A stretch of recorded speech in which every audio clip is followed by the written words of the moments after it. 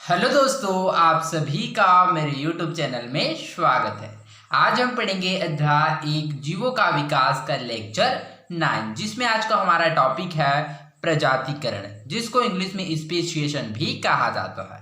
Okay, तो इस topic में आगे बढ़ने से पहले चलिए हम लोग कल का जो क्वेश्चन है उसके आंसर के बारे में डिस्कस कर लेते हैं, फिर इस टॉपिक में हम लोग आगे बढ़ेंगे। ओके, तो हमारा कल का क्वेश्चन है, क्या डायनासोर का विलुप्तीकरण किसी सक्षम प्रजाति के विकास के कारण हुआ है? इस संदर्भ में आपकी क्या राय? ओके, तो क्वेश्चन क्या है? तो क्वेश्चन है, क्या डायनासोर का विलुप्तीकरण किसी सक्षम प्रजाति के विकास के कारण हुआ है? इस संदर्भ में आपकी क्या राय है? ओके, तो चलिए इसके आंसर को समझते हैं। ओके, तो डायनासोर का विलुप्तीकरण किसी सक्षम प्रजाति के विकास के कारण नहीं हुआ है। क्यों? क्योंकि यहाँ पर सक्षम प्रजाति का तात्पर्य क्या होता है? तो सक्षम प्रजाति का मतलब, क्या डायनासोर का विलुप्तीकरण किसी दूसरे जीवों की भागीदारी है? तो ऐसा नहीं है।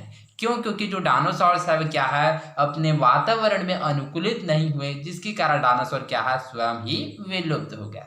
ओके, तो इस प्रकार से हम लोग कह सकते हैं डायनासोर का विलुप्तीकरण किसी सक्षम प्रजाति के विकास के कारण नहीं हुआ है। ओके, तो आई होप आप लोगों को इस क्वेश्चन का आंसर समझ आया होगा। ओके, तो बिना देर किए चलिए बढ़ते हैं हमारे आज के टॉपिक में। हमारा आज का टॉपिक है प्रजातिकरण, जिसको इंग्लिश में स्पेशिएशन भी कहा जाता है। ओके, अनुकूलन और प्रजातिकरण, एडेप्टेशन एंड स्पेशिएशन। ओके, तो उस टॉपिक में आगे बढ़ने से पहले चलिए सबसे पहले अनुकूलन, एडेप्टेशन और प्रजातिकरण, स्पेशिएशन को समझते हैं। ओके, अनुकूलन, जिसको एडेप्टेशन भी कहते हैं। तो अनुकूलन किसे कहते हैं? तो किसी जीव का अपने आवास में ढल जाने की प्रक्रिया को अनुकूलन या एडेप्टेशन कहते हैं। तो अनुकूलन किसे कहते हैं? तो किसी जीव का अपने आवास में ढल जाने की प्रक्रिया को अनुकूलन कहते हैं। ओके, कैसे? तो चलिए इसको एग्जाम्पल के द्वारा समझते हैं। ओके, तो आप लोगों ने ऑब्जर्व किया होगा, जैसे कि आप लोग कहीं गांव जाते हैं या फिर कहीं शहर जाते हैं या फिर अपने जो स्थान से क्या है कहीं भी दूसरे जगह जाते हैं, तो इस स्थिति में क्या होता है, कई लोगों को क्या होता है, वो परिस्थिति में अनुकूलित नहीं हो पाता है, जिसकी वजह से तो क्या हो जाता है, सर्दी हो जाता है या फिर बुखार चढ़ जाता है या फिर क्या हो जाता है, वह बीमार पड़ जाता है। ओके, और आप लोगों ने कई लोगों को ऐसे देखा होगा जो क्या है बहुत सारे जगहों पर जाता है, फिर भी उसको कुछ नहीं होता है। क्यों? क्योंकि वह उस आवास में क्या हो जाता है, वह ढल जाता है। अर्थात इस प्रकार से हम लोग कह सकते हैं किसी जीव का अपने आवास में ढल जाने की प्रक्रिया को ही अनुकूलन या एडेप्टेशन कहते हैं। ओके, प्रजातिकरण, ओके, जिसको इंग्लिश में स्पेशिएशन भी कहा जाता है। तो प्रजातिकरण किसे कहते हैं? तो जीवों में विविधता से अलग अलग प्रजातियों के बनने की प्रक्रिया को ही प्रजातिकरण या स्पेशिएशन कहते हैं। ओके, तो प्रजातिकरण किसे कहते हैं? तो जीवों में विविधता से अलग अलग प्रजातियों के बनने को ही प्रजातिकरण या स्पेशिएशन कहा जाता है। ओके, तो आई होप आप लोगों को समझ आ होगा। तो चलिए आगे बढ़ते हैं।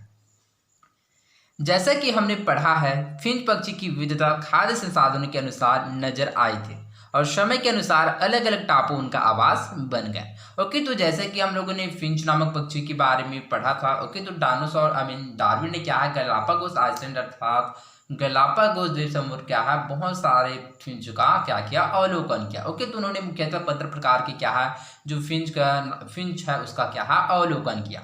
तो उन्होंने पाया कि मुख्यतः जो जितने भी जो फिंच है वो क्या है समांतर प्रदर्शित करते हैं। ओके, तो मुख्यतः उसके अंतर किसमें थे? तो उसकी जो चोंच एवं उसके जो पंख का जो रंग है उसमें क्या आता है, मुख्यतः विभिन्नता आते हैं, जिसकी वजह से क्या आता है, पक्षियों के खाद्य संसाधनों में विविधता आई थी, जिसकी वजह से क्या हुआ, अलग अलग टापू पर क्या है वह रहने लगा, जिसकी वजह से अलग अलग टापू उनका आवास बन गया। ओके, इस तरह समय के साथ किसी जीव का अपने आवास में ढल जाने की प्रक्रिया को हम अनुकूलन या एडेप्टेशन कहते हैं। तो इस प्रकार से हम लोग कह सकते हैं किसी जीव का अपने आवास में ढल जाने की प्रक्रिया को अनुकूलन या एडेप्टेशन कहते हैं।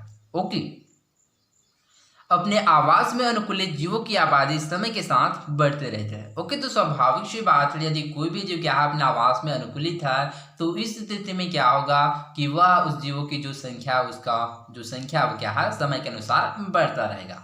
ओके, क्या डायनासोर अपने आवास में अनुकूलित नहीं रह पाए जिससे वे विलुप्त हो गए? ओके, तो यहाँ पर क्वेश्चन पूछ रहा है कि क्या डायनासोर अपने आवास में अनुकूलित नहीं रह पाए जिससे वे विलुप्त हो गए? तो हाँ, डायनासोर अपने आवास में अनुकूलित नहीं रह पाए जिससे वे विलुप्त हो गए। ओके, ठीक इसी प्रकार यहाँ पर दूसरा क्वेश्चन है, सोचकर बताएं कि कुटुम्बेश्वर गुफा की काली मछली की प्रजाति कैसे अपने ही वंश की मछलियों से अलग हो गई और अपने आवास में अनुकूलित हो गई।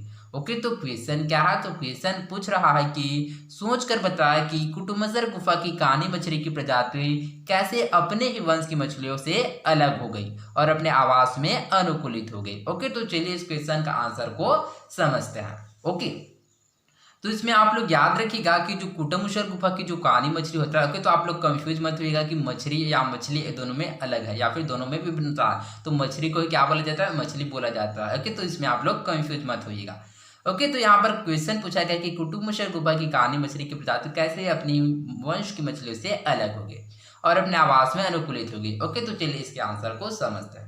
तो इसमें आप लोग याद रखिएगा कि जो कुटुम्बेश्वर गुफा की जो काली मछली है, अर्थात जो काली मछली उसको क्या है, अंधी मछली के नाम से भी जाना जाता है। क्यों? क्योंकि जो काली मछली है उसको आंखों से दिखाई नहीं देता है, इस वजह से काली मछली को क्या बोला जाता है, अंधी मछली के नाम से भी जाना जाता है। ओके, तो चलिए इस क्वेश्चन का आंसर को समझते हैं। ओके, चूंकि हम लोग जानते हैं कि कुटुम्बेश्वर गुफा, ओके, तो चलिए मैं इसको इस प्रकार से समझा रहा हूँ ताकि आप लोगों को अच्छे से समझ आए। ओके, तो जो कुटुम्बेश्वर गुफा है उसमें क्या होता है, जो सूर्य की रोशनी है, सूर्य का जो रोशनी है, सूर्य का रोशनी क्या होता है, वह नहीं आता है, सूर्य का रोशनी नहीं आता है, जिसकी वजह से जो मछलियाँ होता है उसको दिखाई नहीं देता है, मछलियों को दिखाई नहीं देता है, जिसकी वजह से मछलियों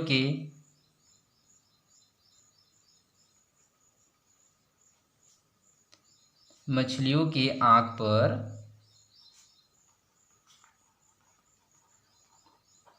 पतली झिल्ली का परत बन जाता है,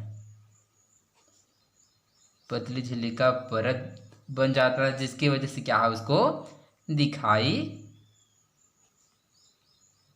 नहीं देता।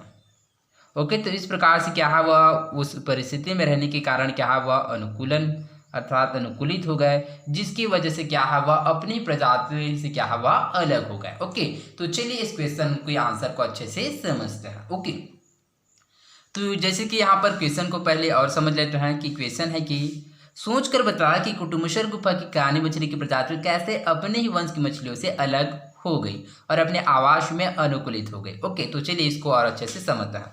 ओके, तो चूंकि कुटुम्बेश्वर गुफा में क्या है, सूर्य की रोशनी नहीं आता है, जिसकी वजह से जो मछलियाँ होता है वो उसको क्या दिखाई नहीं देता था, इस प्रकार से मछलियों की आंख पर क्या है, पतले झिल्ली का परत बन जाता है, जिसकी वजह से मछलियों को दिखाई नहीं देता और इसी जो परिवेश में क्या है, वह मछली अनुकूलित हो गया, इस वजह से क्या है, वह अपनी ही प्रजाति से क्या हो गया, भिन्न हो गए। तो आई होप आप लोगों को इस क्वेश्चन का आंसर समझ आया होगा कि किस प्रकार से कुटुम्बेश्वर गुफा की काली मछली की प्रजाति अपने ही वंश की मछलियों से अलग हो गई और अपने आवास में अनुकूलित हो गई। ओके, तो आई होप आप लोगों को समझ आया होगा। तो चलिए आगे बढ़ते हैं। ओके, हमने पढ़ा है कि दक्षिण अमेरिका के महाद्वीप की फिंच की एक प्रजाति से गैलापागोस के द्वीप पर विविध प्रकार की प्रजातियों के फिंच बने जो अलग अलग आवास में पनपने लगे थे। ओके, तो जैसे कि हम लोगों ने दक्षिण अमेरिका के महाद्वीप की फिंच के बारे में जाना था, तो जिसमें हम लोगों ने क्या है, उस फिंच के बारे में जाना था, क्या है, जो एक ही फिंच है क्या है, बहुत सारे फिंच को क्या है उत्पन्न हुए। ओके, जिसमें क्या है, समय के अनुसार क्या है, उस फिंच में बदलाव आते गया और इस प्रकार से क्या है, एक ही फिंच से क्या है, बहुत सारे फिंच के प्रजातियां बन गए।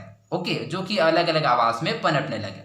ये इतने विविध हो गए कि एक द्वीप के फिंच अलग द्वीप के फिंच के साथ लैंगिक प्रजनन करने में असमर्थ हो गए। ओके, तो इसमें इतनी विभिन्नता हो गई कि क्या हवा एक द्वीप के जो फिंच है वह दूसरे द्वीप के फिंच के साथ क्या लैंगिक प्रजनन करने में असमर्थ हो गए।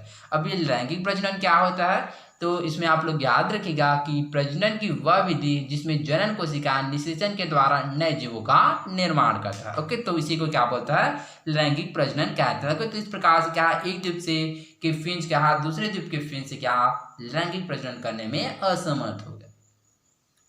इस प्रकार जीवों में विविधता से अलग अलग प्रजातियों के बनने को प्रजातिकरण या स्पेशिएशन कहा जाता है। ओके, तो इस प्रकार से प्रजातिकरण या स्पेशिएशन किसे कहते हैं? तो जीवों में विविधता से अलग अलग प्रजातियों के बनने को प्रजातिकरण या स्पेशिएशन कहा जाता है। ओके, तो आई होप आप लोगों को समझ आ होगा। तो चलिए आगे बढ़ते हैं। प्रजातियां आखिर क्या है? ओके, तो जैसे कि मैंने आप लोगों को क्या है, जो हम लोगों ने इस चैप्टर को स्टार्ट किया तो मैंने आप लोगों को प्रजाति के बारे में बताया था। तो प्रजाति क्या होता है, तो मैंने आप लोगों को इसका डेफिनेशन में बताया था कि जीवों का जो नस्ल होता है उसे ही उस जीव का प्रजाति कहते हैं। ओके, तो प्रजाति का एक डेफिनेशन और है, इसको भी आप लोग याद रखिएगा कि जीवों का वह समूह जिसके सदस्य दिखने में एक जैसे हो तथा प्राकृतिक परिवेश में प्रजनन कर संतान पैदा करने की क्षमता रखते हैं उसे प्रजाति कहते हैं। ओके, तो इस प्रकार से क्या है, इस दोनों डेफिनेशन को आप लोग याद रखिएगा। ओके, तो चलिए आगे बढ़ते हैं। डार्विन के समय से ही प्रजाति जीव के उस समूह को कहा जाता रहा है जो आपस में लैंगिक प्रजनन कर सके।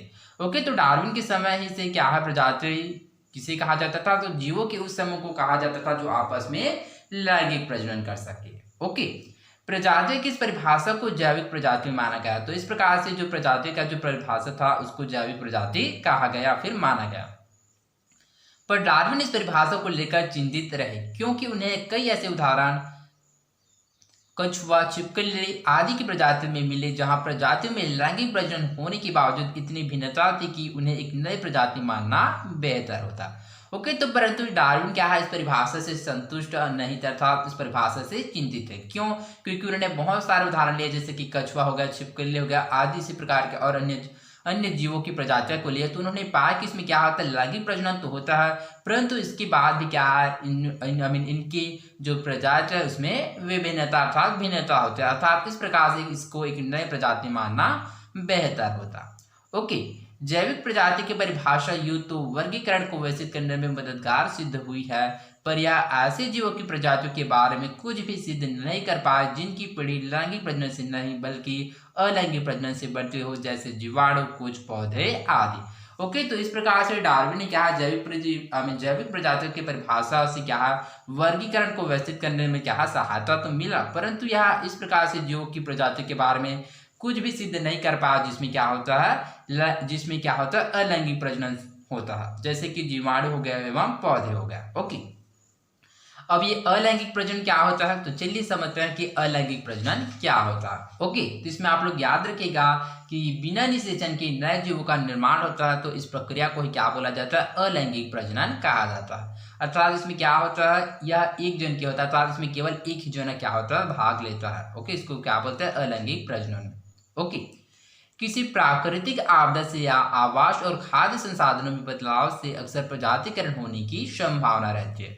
ओके, तो स्वाभाविक सी बात है, अभी कोई भी जीव है अर्थात जैसे कि प्राकृतिक आपदा हो गया या फिर आवास या खाद्य संसाधनों में बदलाव होता है, तो उस जीवों में क्या होता है, उस जीवों में भी क्या होता है, बदलाव होता है, जिसकी वजह से क्या है, नए नए जीव की प्रजाति क्या होता है, बनता है। अर्थात इस प्रकार से वो लंबे समय के पश्चात एक नए प्रजाति के रूप में दिखाई देता है। अर्थात इस प्रकार से क्या है, प्रजातिकरण होने की संभावना रहती है। जैसे कि हम लोगों ने इसके डेफिनेशन में ही जाना था कि जीवों में विविधता से अलग अलग प्रजाति के बनने को क्या बोला जाता है, प्रजातिकरण कहा जाता है। ओके, विविधता कैसे उत्पन्न होती है और इससे अलग किस्म या अलग प्रजाति के जीव कैसे बनते होंगे, इस दिशा में भी डार्विन कई प्रयोग करते रहे। ओके, तो इसके संबंध में भी क्या है, डार्विन ने बहुत सारे अध्ययन एवं प्रयोग करते रहे कि किस प्रकार से जीवों में विविधता अर्थात विभिन्नता उत्पन्न होते हैं एवं अलग अलग प्रकार की प्रजाति किस प्रकार से बनते होंगे। कुछ तो पौधे के साथ और कुछ जंतुओं के साथ, जैसे मिराबिलस गुलबास कबूतर। ओके, तो उन्होंने इसका अवलोकन क्या है, बहुत सारे जैसे कि पौधे में किया, साथ ही जंतुओं में भी किया, जैसे कि मिराबिलस हो गया अर्थात गुलबास एवं कबूतर। विविधताओं के साधनों के बारे में डार्विन के ही समसामयिक ग्रेगर जोहान मेंडल के अध्ययनों का उल्लेखनीय योगदान रहा। ओके, तो विविधताओं के साधनों के संबंध में क्या है, डार्विन के समसामयिक अर्थात डार्विन के समय के ही जो एक वैज्ञानिक जैसे कि ग्रेगर जोहान मेंडल के अध्ययनों का उल्लेखनीय योगदान रहा। इनके बारे में हम आनुवंशिक के अध्याय में पढ़ेंगे। ओके, तो ग्रेगर जोहान मेंडल के बारे में हम क्या है, आनुवंशिकी के अध्याय में पढ़ेंगे। ओके, तो इसके साथ ही आप लोग याद रखिएगा कि जो ग्रेगर जोहान मेंडल को क्या है, आनुवंशिकी का पिता कहा जाता है। ओके, तो आनुवंशिकी का पिता किसे कहा जाता है, तो ग्रेगर जोहान मेंडल को। ओके, तो आई होप आप लोगों को समझ आया होगा। तो आज के लिए बस इतना ही, मिलते हैं अगले वीडियो में, धन्यवाद।